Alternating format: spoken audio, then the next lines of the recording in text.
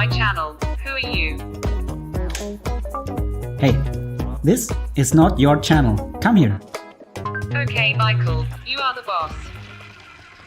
In this video, I want to show you how to recreate this awesome programmable robot called Fritz. I made it only using paper, cardboard, simple electronics, and a smartphone. I invented it to offer a cheap and simple DIY alternative to expensive robotic toys. All my materials are free to download. The electronics will cost you about $15 or euro. This project is recommended for kids of 10 years and older. Building the robot will take about 2 hours, and programming it is an open-ended activity. The video is separated into chapters, and if you are on YouTube, you can use the navigation in the timeline to jump to different chapters. First, I will show you why Fritz is awesome. Then I will explain how the robot works. Afterwards, I will show you how to build it, and in the end I will teach you the first steps in programming the robot. So what I absolutely love about this robot is that it is so easy to recreate. There are no tools required, and by using a smartphone as the robot's brain, kids can explore the full range of app programming to not only give the robot artificial intelligence, but also character. And the best thing is, kids don't learn about programming a toy robot, they learn about app programming, which is a pretty useful skill. For programming Fritz, I used MIT App Inventor, which is completely free to use and specifically designed to teach kids about app programming. However, programming Fritz can be even simpler by just using a sequence of pictures. You will see how this works later in the video. If kids want to dive into app programming, they can start with simple instructions and add more features step by step. Kids can add character and gestures to the robot by designing different facial expressions. I will say everything you want. They can have the robot say anything they want with the text-to-speech module. Let's go. Kids can have the robot listen to voice commands. Go ahead. With the integrated voice assistant. Ahead. Every command can be scripted. Right.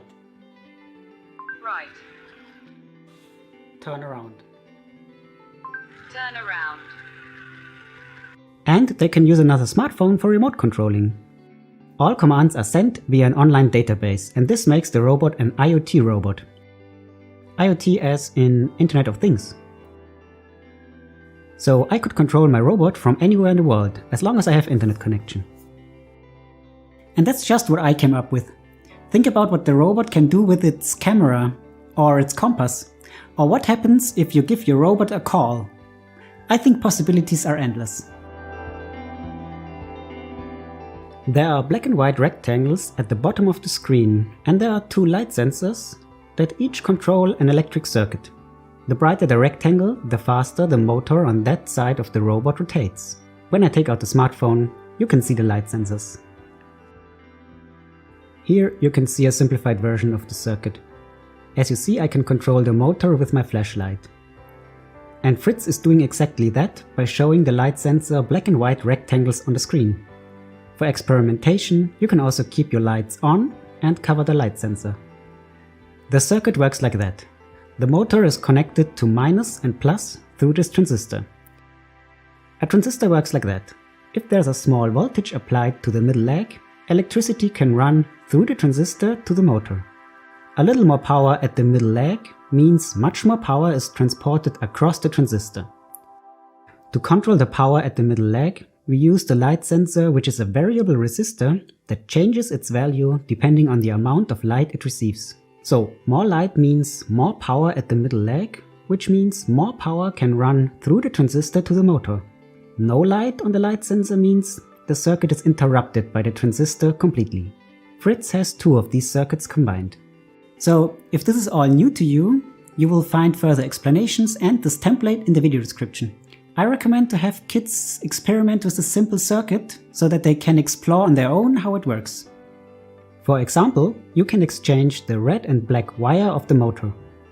This makes the motor rotate the other way around. Or you add another component instead of the motor. Or you experiment with the optional resistor down here. The ohm value of this resistor lets you adjust the threshold at which the light sensor triggers your circuit. This concept is called a voltage divider. Here you can see the circuit without the additional resistor, and now with the resistor. For our smart robot, we do not need the additional resistor, so we leave it like that. There is a template for everything you need. As always, all templates and recommended materials are linked in the video description. Besides the printed templates, you will need 2 geared solar motors, 2 photoresistors, which is the accurate term for light sensor, 2 transistors, 4 button cells, 2 binder clips, conductive tape, some craft supplies, and cardboard. I will use hot glue in this video because it is fast. So the programmable robot is an upgrade to my Easy Robot from my last video. I recommend that kids start building the Easy Robot first and then upgrade it. But it's no problem to start with the Smart Robot right away. The Easy Robot is very simple and you can add a remote control and even solar power to it. And it is the perfect basis to upgrade it with my smartphone extension later on. To get full instructions on how to build the Easy Robot, you will find a link to my last video in the video description. Once the Easy Robot is finished, follow these simple steps to upgrade it. Snap off the front from the motors. Detach all cables. Cut the overlapping part of the circuit. Now prepare the new circuit for the Smart Robot. Then trace the circuit with conductive tape. I link to my basics video in the video description if you want to learn more about working with conductive tape. Make sure that neighboring tracks of conductive tape do not touch each other at close areas. Attach a strip of tape at the marked spots where the batteries will go. I explained the reason for that in my Easy Robot video. The light sensor has to be put through a small hole to the other side. Attach the light sensor's legs with conductive tape. Stick a small strip of transparent tape on top of the light sensor's heads. This prevents the light sensors from triggering touches on the display.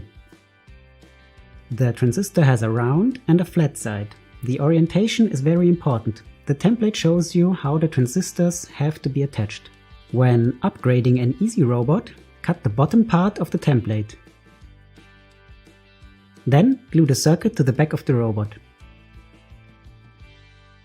Think of the light sensors as the robot's arms. Fold them to the front of the robot. Then separate the wires